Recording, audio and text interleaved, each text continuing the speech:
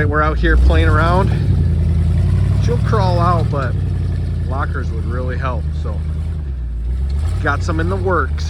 Got them up on the shelf. We'll get those installed today. In this video, I show you how to tear down this Dana 44. Get a locker in there, get a ring gear, get a pinion in there. We're changing the gearing to 456, and we're putting a Torsten locker in. So if you like what you see, subscribe, like, and leave me a comment. Appreciate it. Here's what we got for parts. We got a locker. It's a Torsten locker. Got 456 gears. It'll say it right here. Dana 44, 456. And this locker is from Ron's Machine Service.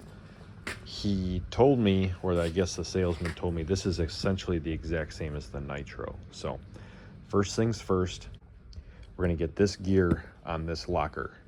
So this carrier is specifically 3.92 gearing and bigger. Now the front axle in this truck has 350 gearing. So this is gonna have the different size carrier.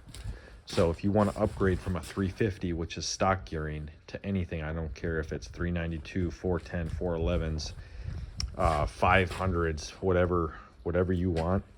If it's over 392, you need a different carrier. You cannot use the same carrier. I figured if I need to buy a new carrier at $100 to $200, and this is only $400, well then I'm essentially only paying $200 for a locker. So first things first, a lot of people will put this in the oven, heat this up. This is cold. It's pretty cold out here, 40 some degrees. So we're just gonna put this right on here. We're just gonna try to line these up, and it's gonna just slide right on there, just right. There it goes. All right, I'm gonna flip it over, get the bolts in it. Here's the kit I like to get off eBay. They don't store the gasket too well, but it comes with your bearings. So those two are the same, so those are likely to carry your bearings. Here are all the bolts for the new gearing. This is the top pinion bearing. This is the lower pinion bearing. Here we have pinion tension shims. Here we have a combination of all the other shims that go between the bearing here and this bearing here on the pinion. And it comes with a new nut, which isn't the best nut, but it's definitely usable. Gear marking compound. They don't give you very much, but you don't need very much. More shims. And then finally your seal. So gonna get this all put back, and all we need to worry about right now is getting this tightened up, because we don't know our baseline for either of these shims or the pinion depth or anything like that. So for now, we're just gonna put this gear on. Bottle like this is about 75 bucks, but you can get it way cheap at Harbor Freight. I think this is $2.50. We'll be using the $2.50 stuff today.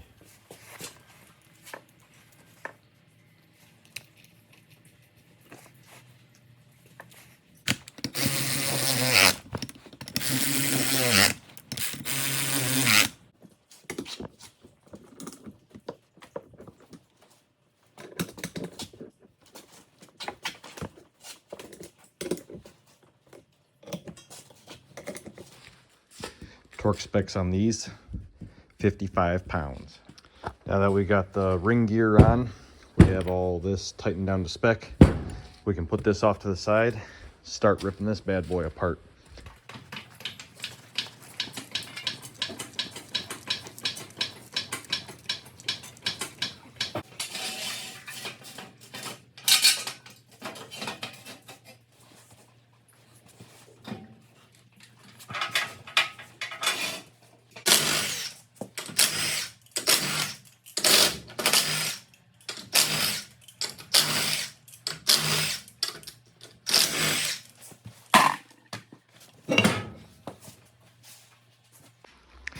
Few things to note.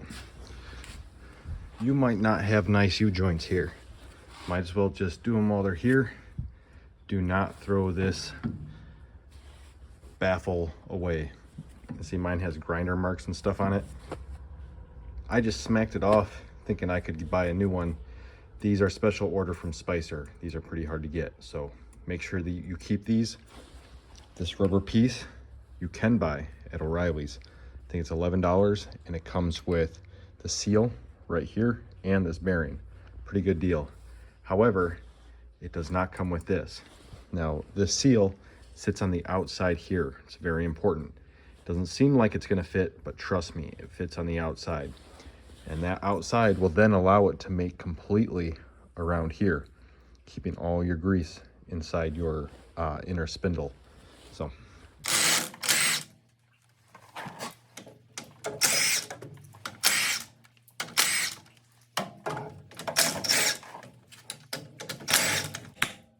Oh yeah, that's the good stuff. Let that sit and I'll do the other side.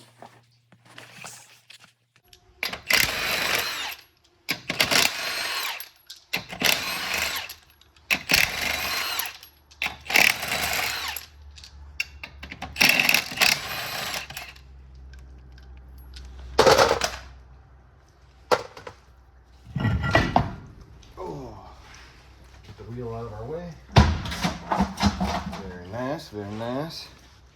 Now we're gonna take Impacto 5.5, probably gonna be 3/16 Allen head. Don't need to take them out, just spin them out.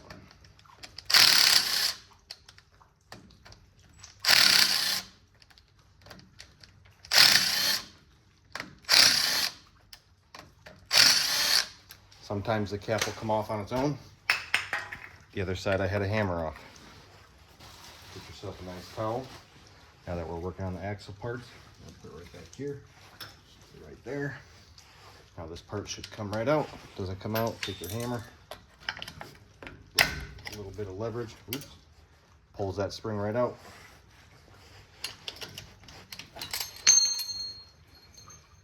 Try not to drop it in all that dirt. I should have swept up a little better. Spring. Now we need the snap ring pliers.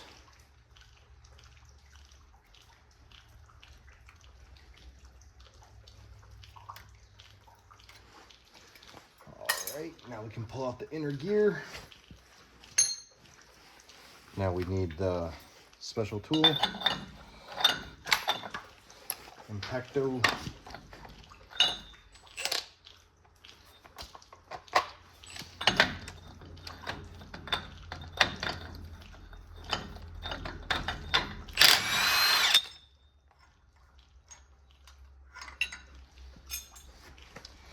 Now we need our pick again. Make sure it's nice and clean before you start jabbing it all up in there. Oh.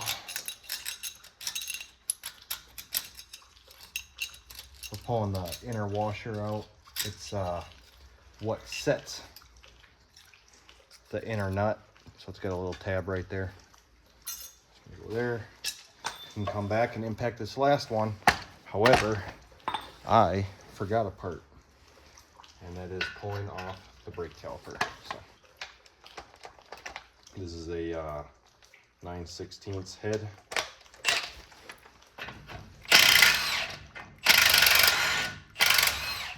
Be careful with these. I've snapped them off before. They're no fun.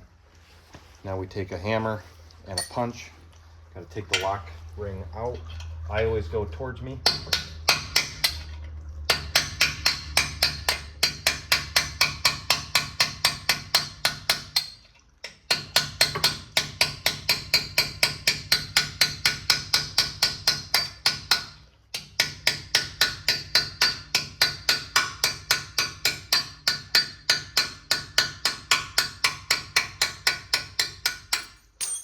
Wow, most people would make that look easy. Not me. I make it just as challenging as it probably is going to be for you. All right. Not going to worry about the brake pads right now. Take your claw hammer, going behind the back, pry up. Your pads are probably going to fall out. Now you can hang this right back here on your radius arm, this side. I don't want to mess up the brake line because it's not in the best condition. So winding this up, just gonna hang it on the spine.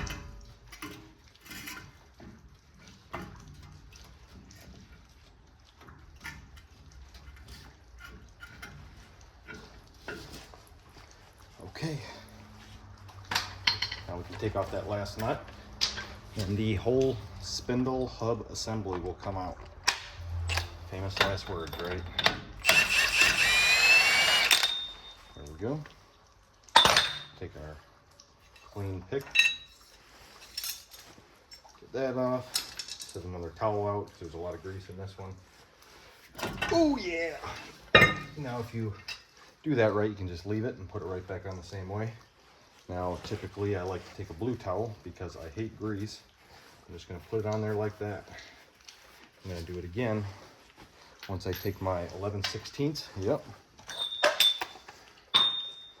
Set my impact back to 3 for Ugga Dugga.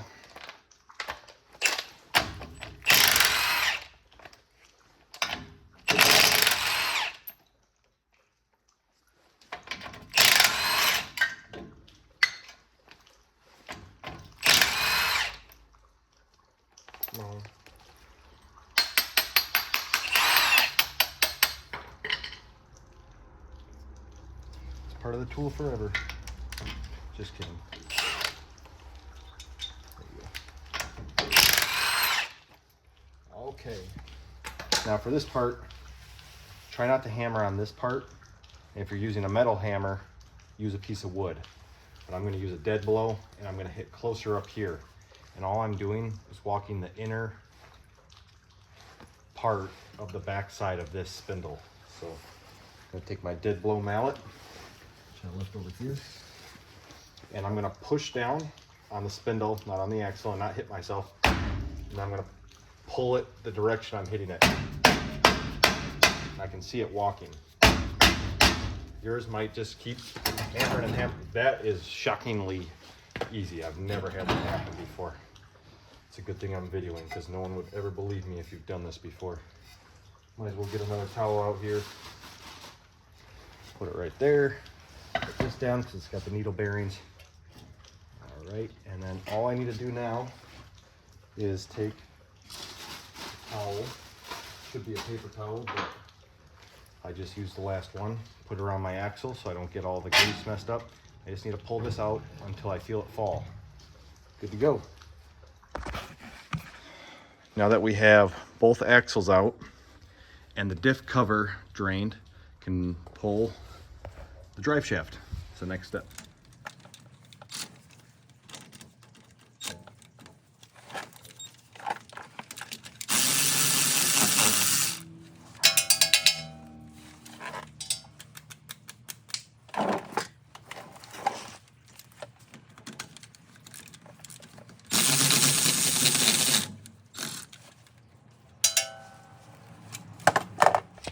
Back to the front diff, fully pulling the cover now. Making a big old mess. God, I hate gear oil.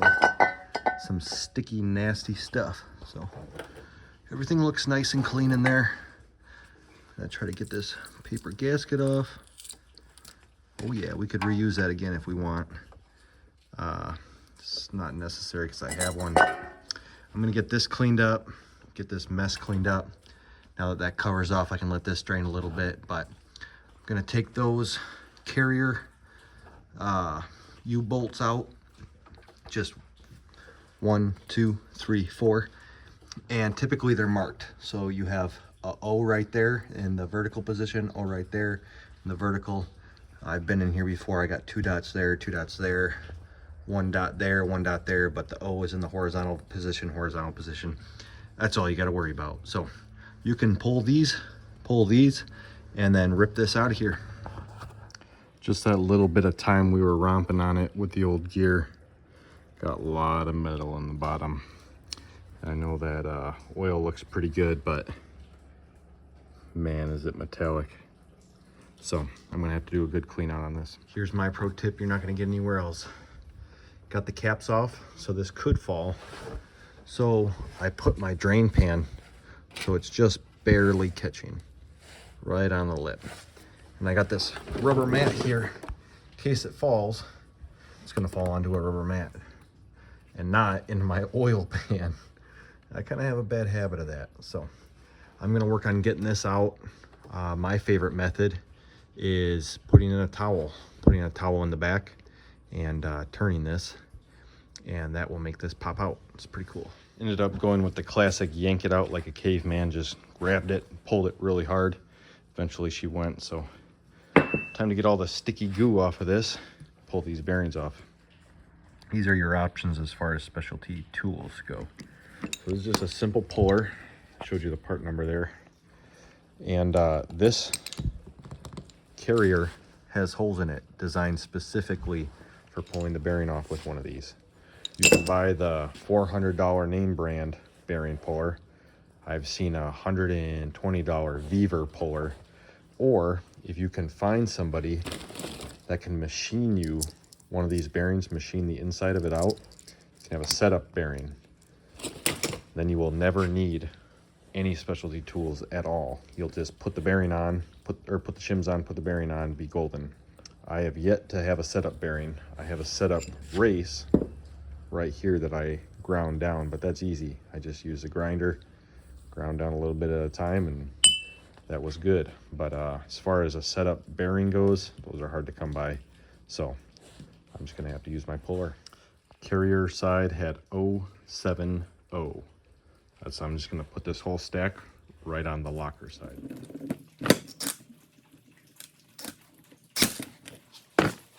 In the grooves. I'm very good. Washer's looking good.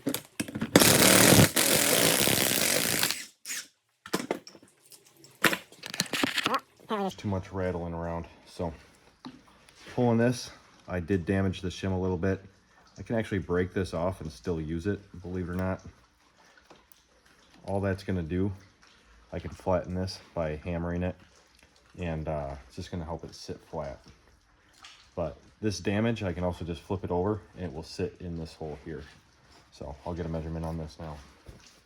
012, not sure if you can read that, but 12 thousandths. So what I'm using to drive these on is just a old bearing, piece of wood, and a hammer. That's all it takes, just tap it on slowly. Thought I'd just quick throw this up there. It fit in pretty tight, so I know at some way or another the combination of shims on this carrier is going to need to be right around that 82 number, because we got 70 on the carrier side and 12 on the non-carrier side. So I don't even have the right pinion in yet. I'm going to pull this out, get that pinion pulled. I'm going to take off the pinion nut, hold it with a pipe wrench, impact it off.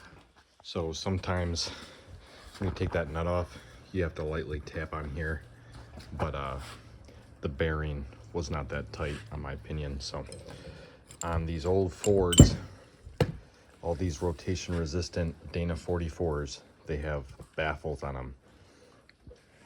That's because there's channels on the high pinion, and these block the oil.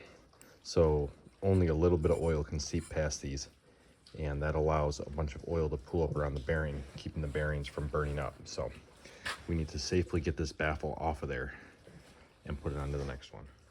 I'm just slowly driving a chisel in right in here, and it's working it up. You can see it's moving now. I did nick it a little bit, but I'm gonna grind that flat. So you can buy these. They're only $13 from Bronco Graveyard. I'm just kind of in a time crunch. Don't really want to wait around for one, and I'm kind of curious to see if I can pull it off myself. So I'm going to keep working this bearing off, and we'll get it off, get it on the next one. As you can see, it's slowly working out. Got some wooden wedges I've been driving in there slowly. It's hard to do it with one hand and try to pop out, but just keep working this bearing up, and you can see it's almost off. So I'm just going to do the rest of it off camera. Got the baffle off. Slide that on the new one.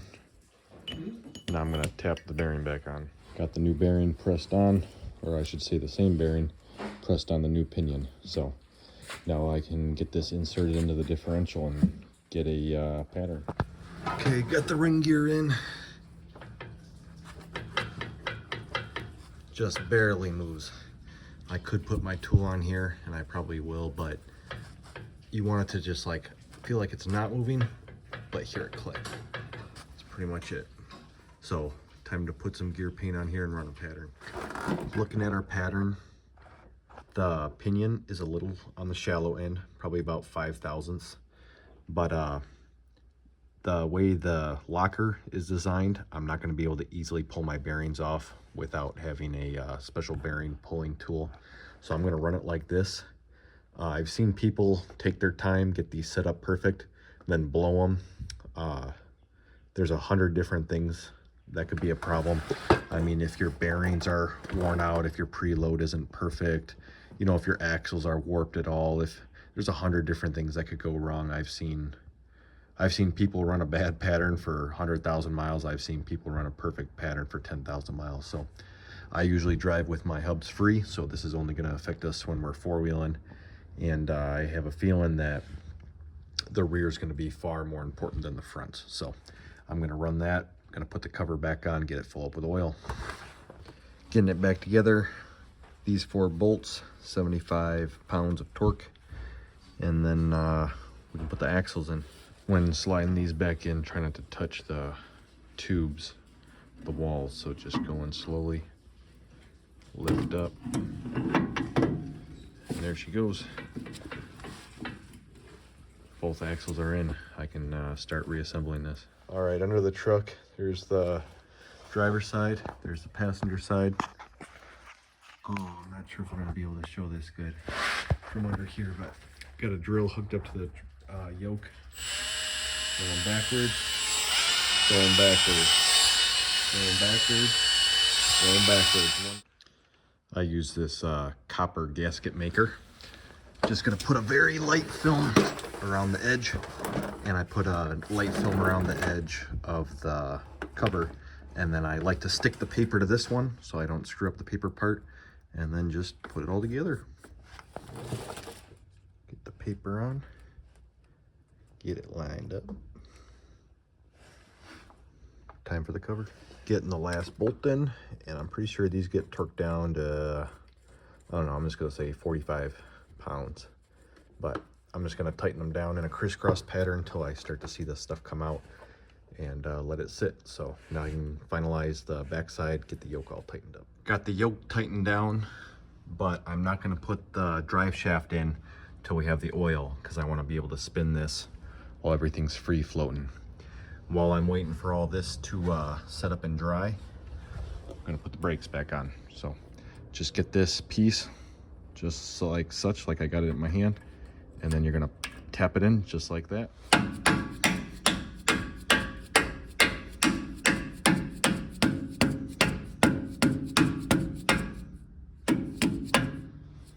Now it's very important you do not over tighten this. I would recommend just put a little bit of Loctite on, and just tighten it very slowly. It's got way too big of a head for the tiny little bolt. Once you snap that off, it is a pain in the butt. You have to get it from the back side. So I'm gonna put a little bit of blue on this, just get it ran in about hand tight with a wrench, and go work on the other side. Okay, everything's buttoned up except for the drive shaft and filling it with oil. So I'll get the drain plug pulled off the oil cover and get it filled up. Doesn't pour so fast when it's 20 degrees out here, but just gonna take it nice and easy so I don't pop that cap off. Got it all topped off. Once it's all topped off, I like to take a drill.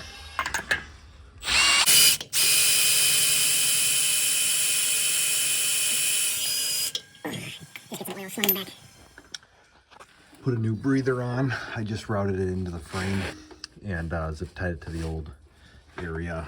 This axle is going to go up and down, so I'm not sure exact height, but I have a feeling if it's too short, it'll self-clearance. It'll just pull that zip tie off, which will tell me I need a little bit more, but it's going to be good for now. We spun the axles, so there's oil going in everywhere. Don't see any leaks, so pretty happy with that. Last step is going to be get the drive shaft put back on and get the wheels on. So I'm going to button this up, and that should be it. Front axle is now done. Dana 44 locker and gearing. Dana 44 breather. So gonna start on this one next. And now that these two are complete, there's room for me to put these in. So I'll get these done probably today. And this one's gonna take a while. So I'll get started on that one. Truck is back together. Front end is whipped. So that's gonna be the end of this video. Immediately once I put this truck down, I'm ripping this apart. So hopefully the 4.9-inch rear end will be the next video. Appreciate you watching. Subscribe if you like this kind of stuff. Leave me a comment. Let me know if I did a bad job, a good job, whatever. Just chit chat with me in the comments. All right, appreciate you watching. Thanks.